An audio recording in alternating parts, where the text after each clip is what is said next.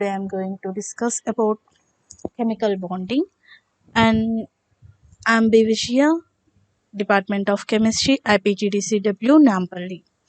And in the previous video, we already discussed about the chemical bonding and how the bonding takes place between the two atoms of same element and different elements, and what are the kinds of bonds formed between the atoms. There are the two types of the bondings majorly: ionic bonding and covalent bonding, and how they will form the bonds also we discussed with the examples.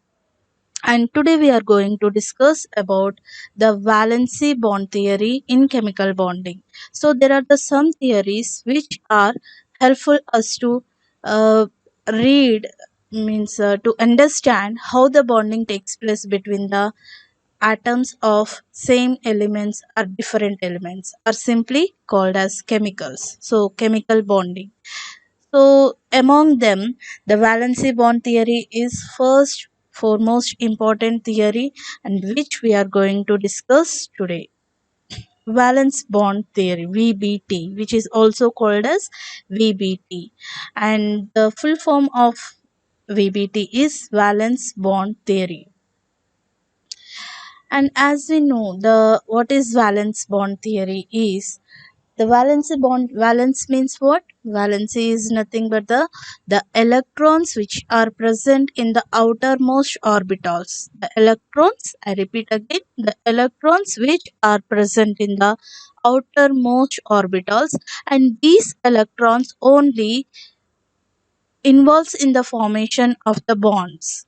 So that is the reason this the name it is called as the valency bond theory, and which was first explained by the Linus Carl Pauling, and he is also called as the father of modern chemistry, and he was an American chemist, biochemist, peace activist, author, and educator.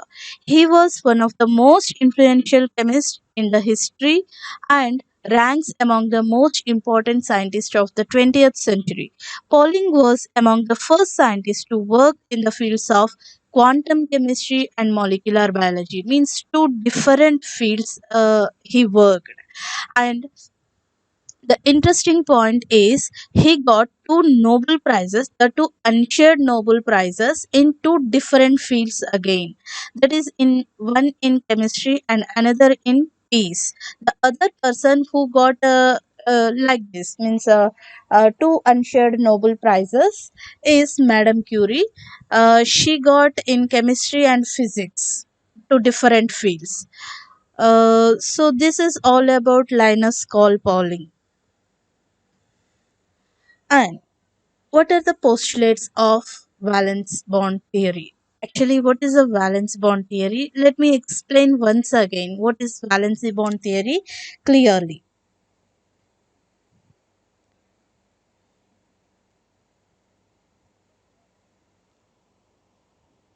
In order to understand valence bond theory clearly, we must have a idea of the structure of atom. So what is an atom? The atom is a very smallest particle or building unit of a element, and the atom consists of some nucleus and some of the electrons revolving around itself. This number of electrons must be equal to the number of protons. So, what is the structure of an atom is there is a nucleus present. There is a nucleus present. The dense part of the center portion of the atom is nucleus, and this nucleus is consist of, as we discussed earlier, this consists of the protons and neutrons. And protons carries the positive charges, and neutrons does not carry any charge. So this nucleus is having a positive charge throughout, and to balance these positive charges around the nucleus, inside the nucleus, the same number of the electrons will be revolving around the nucleus, right? Yesterday we discussed this one.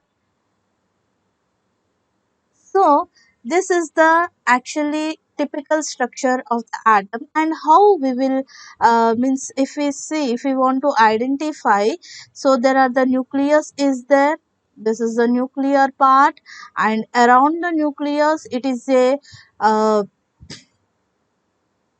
dense part, and around the nucleus and the certain orbitals, the orbitals are nothing but the path of the electrons. These are the path of the electrons in which the electrons are moving, and these electrons are moving around the nucleus. This is the schematic structure of the atom, right? So here if we write, means this is a complicated structure in order to understand, but if we know the atomic number of any element. For example, I am taking as a carbon, and carbon is having atomic number 6. That means the 6 protons are present in the carbon nucleus of the carbon. That means the equal to this 6 protons are there, and equal to 6 protons there should be a equal to the 6 negative charges also present. 6 negative charges are balancing the 6 protons here. So how these electrons are arranged in the atom, this is a very important thing, and for that we must have the idea of electronic configuration. That is 1s2 means I am arranging these 6 electrons in the orbitals, s orbital, p orbital, so and so, and 1s2, 2s2, 2p, 2. So total 6 electrons are arranged in the orbitals, and they are revolving around the nucleus in the orbits, in the certain, the path of the orbits. So this outermost orbital is called as the valency orbital. This outermost orbital is called as valency orbital, and the electrons present in the valency orbital, means outermost orbital, these electrons are called as the valency electrons. Valency electrons, and these electrons only participate in the bond formation according to the valency bond theory. So how they will be present is in the as per valency bond theory, and for s orbital the one shell will be given, and in the 2s orbital there are the paired electrons are there, and 2p orbital there are the 2 electrons. 3 shells will be given, and each shell, means first 2 shells are having a 1 electron in each. So these electrons, these unpaired electrons only participate in the bond formation. So that is the reason this is called as a valency bond theory.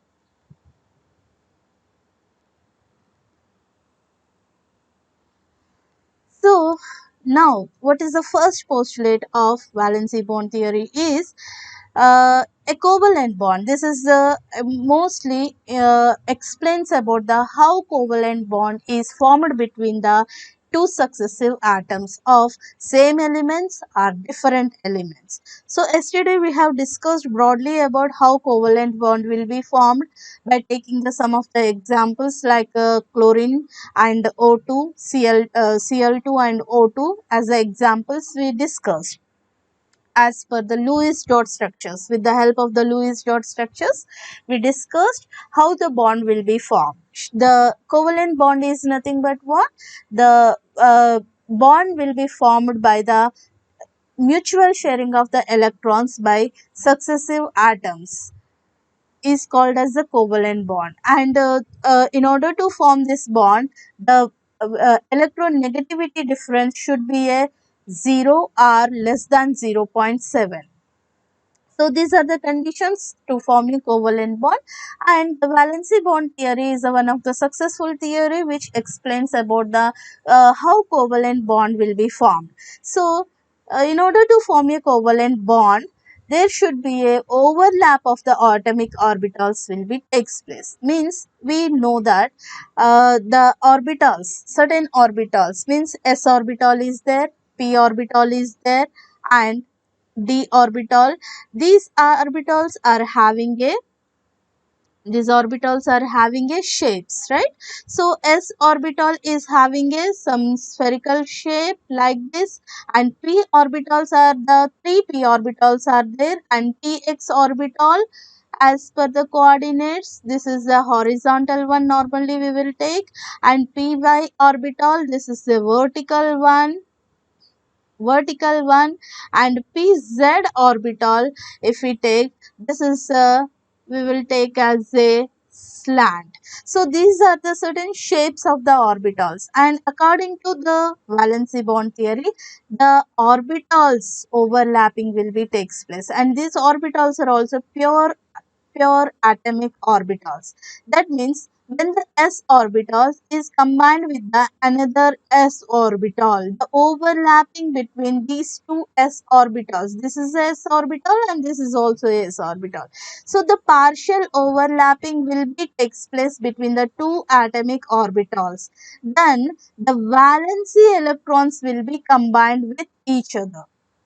So because of this overlapping, the how the overlapping takes place, I will show now. So in this way, so this is the atom of one element, and this is the atom of another element or similar elements. If we take as an example as a hydrogen atom here, so hydrogen molecule is formed, and this is the nucleus of one hydrogen atom, and this is the nucleus of another hydrogen atom. So here the electrons, this hydrogen atom is having a one electron, and this hydrogen atom is also having a one electron here. So they are revolving around the nucleus here.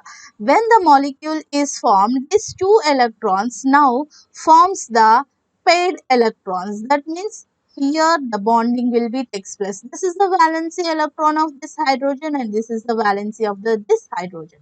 So because of overlapping, the combination of atoms will be takes place, as well as the electrons are also combined with each other and forms a bond. So yesterday already we have seen that hydrogen is sharing one electron, and another hydrogen is also sharing the another electron. So they are forming a bonds in this way. In this way. So this is explained by the valence bond theory. And as per this theory, the overlapping of the partially filled atomic orbitals will be takes place like this. So s orbital will be combined with the s orbital, and s orbital can also combine with the p orbital, and the p orbitals are also combined with the another p orbitals. And depending upon the types of the overlapping, the covalent bonds can form two types of the bonds. The covalent bonds can form the two types of the bonds. One type of the bond is called as a sigma bond, and another type of the bond is called as a pi bond. So, what is sigma bond, when it will form, and what is the pi bond, when it will form? Let us check now. So when the two s orbitals, just now we discussed, when the two atomic orbitals are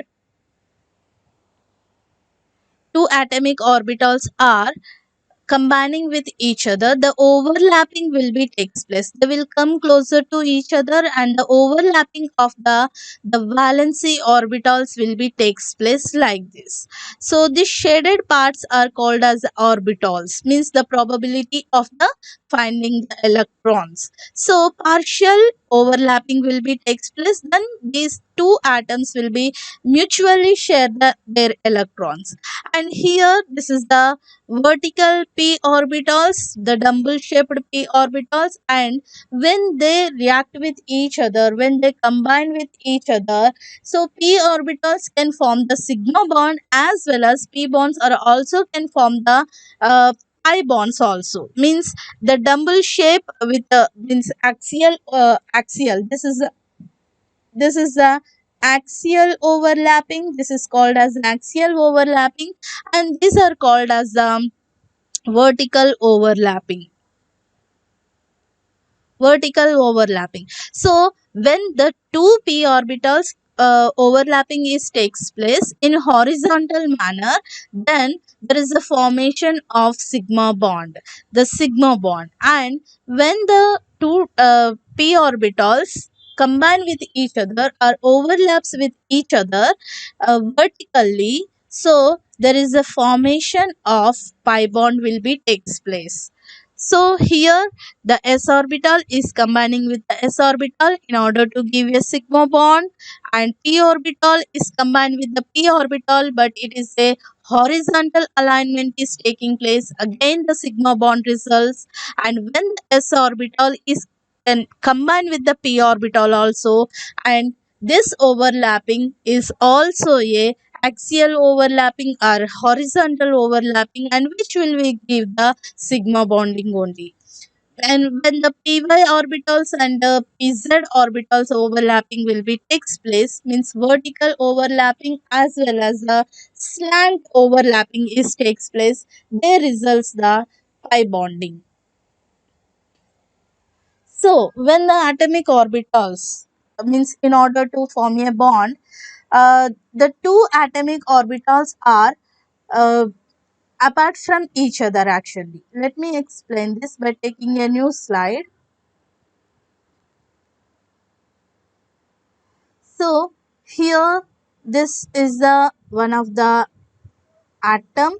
I am taking the example of hydrogen A, and another hydrogen atom I am taking nucleus of the hydrogen, and this hydrogen is B, and this is the nucleus of hydrogen A, and this is the nucleus of the hydrogen B. So since they are far away from each other and there is no any attractions are there, but this hydrogen A nucleus is having a one electron. This one electron is revolving around its nucleus, and here also one electron is there, and this one electron is revolving around the Hb nucleus. And so there are the nuclear attractions, very strong attractions are there between this nucleus and the electron here. And there is a strong attractions are also there between this nucleus and its electron also. But here, because this hydrogen is having only one electron, one s1 electron, this is the valency orbital. Very strong attractions are there since it is a very closer to the nucleus. Nuclear attractions are more strongly, and this is also having the electronic configuration 1s1 only. But here the nucleus, the energy of the nucleus is more, so that this the A hydrogen A nucleus will also attracts the electron of Hb, and similar way the nucleus of Hb also attracts the electrons of the Ha atom, Ha hydrogen this first hydrogen A atom. So because of these attractions, they will come closer to each other. They will come closer to each other.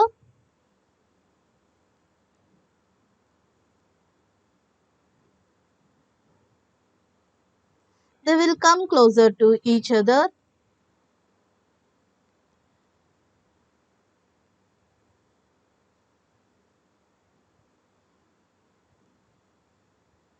They will come closer to each other, and the bonding becomes the more strong here. It will become more strong, and further again when they come closer to each other, the nuclear attractions will increases in this manner.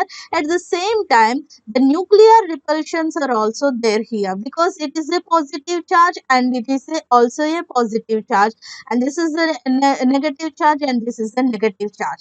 So the nuclear repulsions are there as well as the electron repulsions are also there, but the nucleus is strongly attracting this electron, and this nucleus is also strongly attracting this electron. So again further they will come closer to each other, and they are almost nearby each other.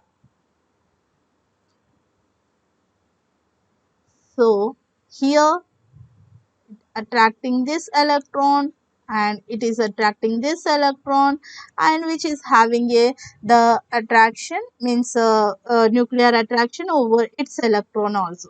So they are again very much. So in this process what is happening here is they require a lot of energy here, more energy in order to attract this another electron, means electron of the other atom, and here the energy is reducing here, right? So because they are come closer to each other, and here the energy is furthermore reduced. This is a hydrogen A atom and this is a hydrogen B atom, and further what they will do is they will come closer to each other, and the partial overlapping is takes place between the this Ha and HB, and the two electrons will be here, means the overlapped area the electrons will be, means there is a bond formed between the two different atoms of the same element. So here the energy is further decreased and reaches the minimum level, and at this minimum energy level this bond between these two different atoms of the same element is acquires a stable, means stability. They are more stable form here.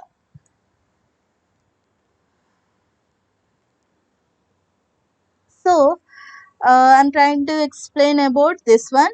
So here the atoms are far away from each other, and when they come closer to each other, here the bond is forming between the, means the orbital overlapping is taking place, and at minus 432 kilojoule per mole, so they are reaching the least energy level. This minus 432 is the least energy level, and where the bond taking place between the two atoms of the hydrogen atoms. And the third postulate of this valency bond theory is in overlapping orbitals, the electrons become the paired with opposite spin to stabilize them. So here the unpaired electrons of any atom is a not a stable form, not in a stable condition. But whenever they react with another, means when the overlapping is taking place, so they are in combining with the electron of other atom, and they forms the, means the spin will be changed, the spin will be converted into opposite sides. So it will become a paired electron, means electron pair, it will become a electron pair, and larger the overlap, more is the energy released and stronger will be the bond. So here when the, means the overlapping is more, the energy released also very less and the bond will be more strong.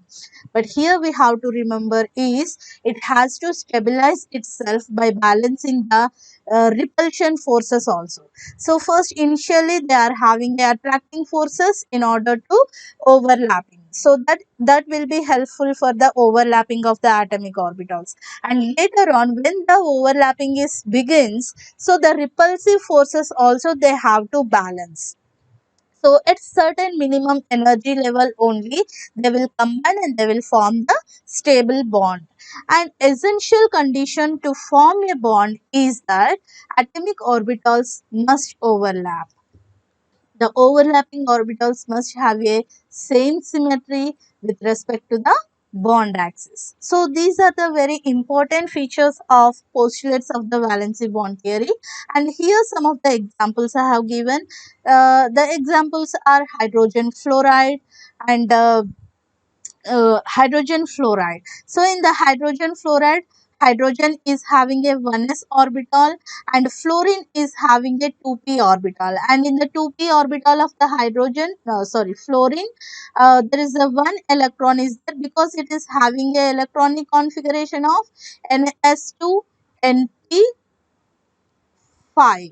So in the 5 electrons there are the two paired electrons are there, right?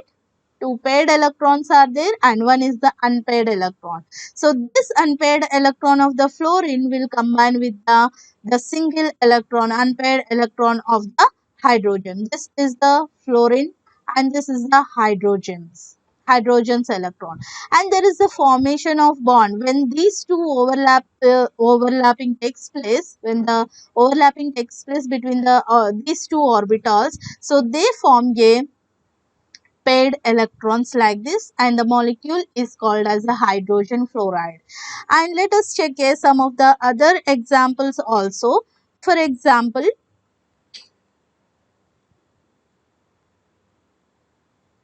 BF3. BF3. So, in the BF3 molecule, boron trifluoride, the molecule is called as the boron trifluoride, and in the boron trifluoride, the what is the atomic number of the boron? It is the 5, right?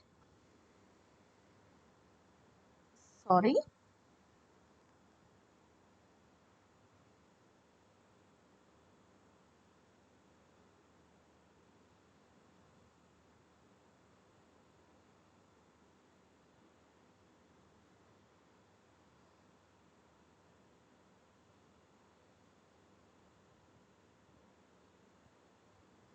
So boron is having a atomic number 5 and the electronic configuration of boron is 1s2 2s2 p1.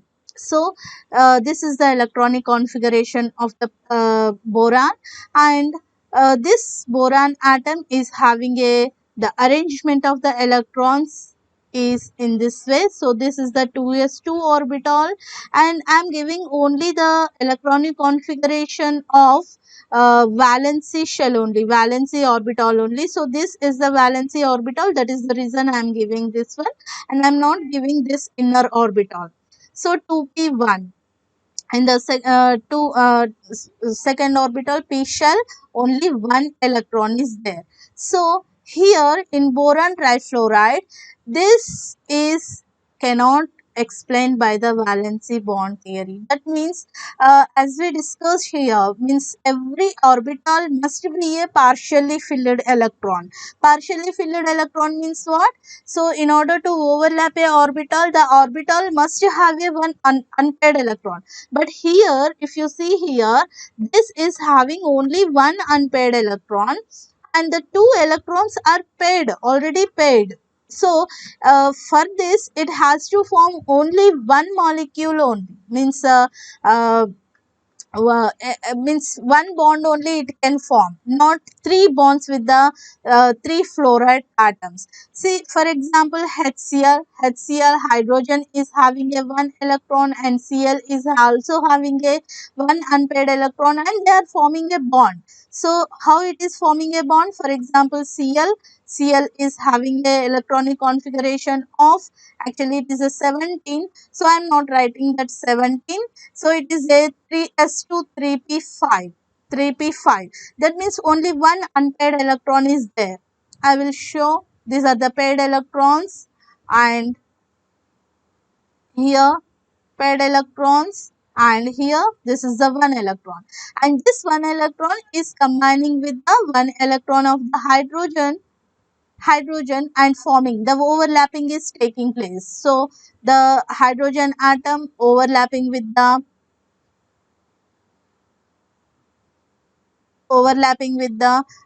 orbital of the one of the orbital of the chlorine here. So in this way it is forming the bond between the hydrogen and the chlorine here, right?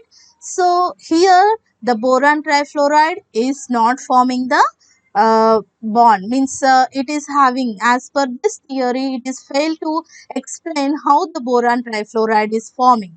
So, and it is also uh, explained uh, water molecule, the formation of water molecule. For example, H2O I am taking.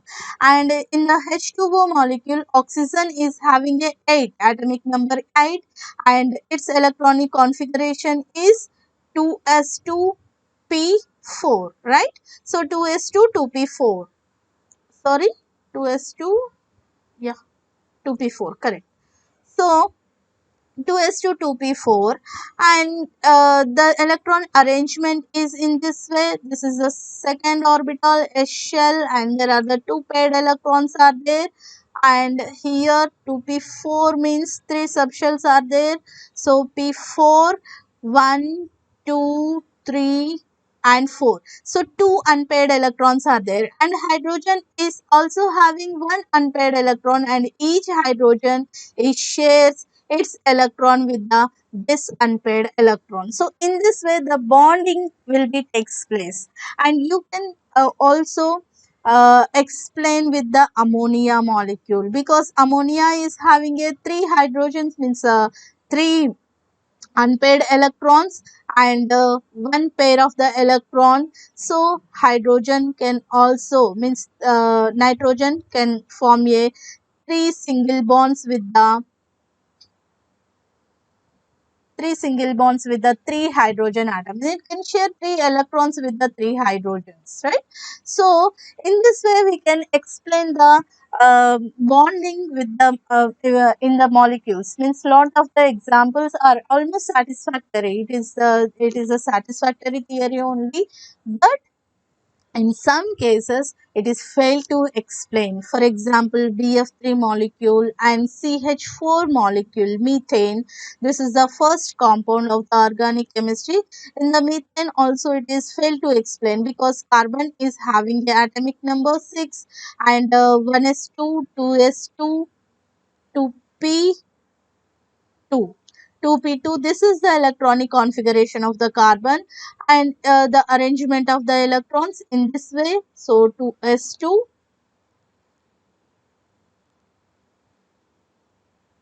2p2.